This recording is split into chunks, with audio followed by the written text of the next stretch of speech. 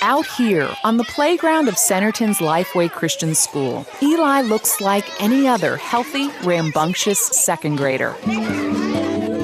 But this 9-year-old has endured more hardships than most people do in a lifetime. It all began before Eli was even born. The ultrasound lady noticed something, and she shared it with the doctor, and he said that there's something, this doesn't look quite right or whatever with the heart. Doctors discovered baby Eli had a congenital heart defect called hypoplastic left heart syndrome. Hypoplastic left heart syndrome is a congenital heart defect in which the left side of the heart does not form. The left side of the heart is the main pumping chamber of the heart, and in this defect, not only is the left AV valve, known as the mitral valve, small, but the left ventricle, the main pumping chamber for the heart, and the main body artery, the aorta, are all very small, too small to provide any blood flow to the baby. They said that if the baby did make it full term, that his life would never be normal. Eli's parents quickly turned their fears over to God and immediately began to feel peace about their son's life. We totally knew that God had a plan and a purpose for this child. We knew that God was going to take care of him. We didn't know how or when, but we knew that God would take care of him and heal him. Before shot. Brenda's delivery plan was set in motion. Eli would be born in Little Rock at UAMS, then rushed to Children's Hospital to immediately prepare for the first of 3 surgeries.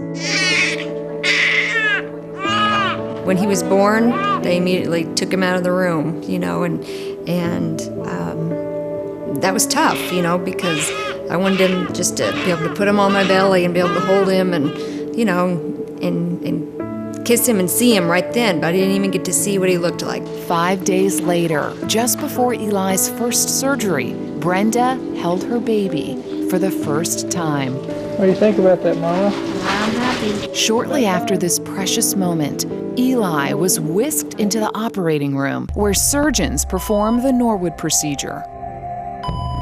In this procedure, the right side of the heart is made to be the surrogate pumping chamber for the body. The main body artery is completely rebuilt. Today he got his stitches out on where the tubes were at. The surgery was a success. I'm all packed up. A month after he was born, Brenda and Mike finally got to take their baby home. Baby Eli's first bath at home. Over the next 6 months, Eli spent most of his time at home, away from visitors, to prevent getting sick before his second surgery. That's my precious boy.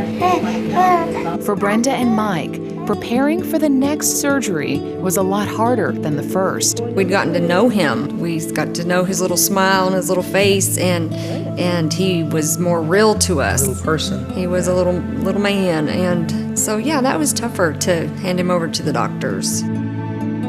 The second surgery occurred at 7 months of age, and that's called a caval pulmonary anastomosis.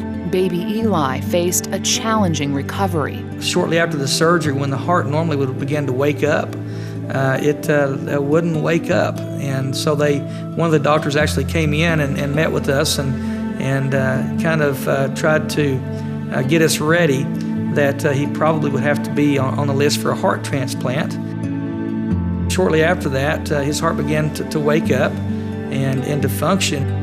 We put him in God's hands. Yeah. God used physicians to heal our son. KATV camera crews captured Eli going home with his family. The Meisenheimers are most thankful that just in time for Christmas.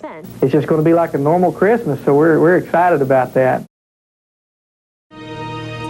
For Eli's parents, the next 4 years were filled with miraculous milestones. Eating his first cake. From celebrating their son's first birthday to watching him take his first steps.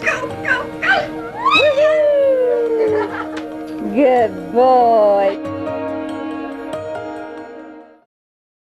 When Eli began preschool, he was on oxygen.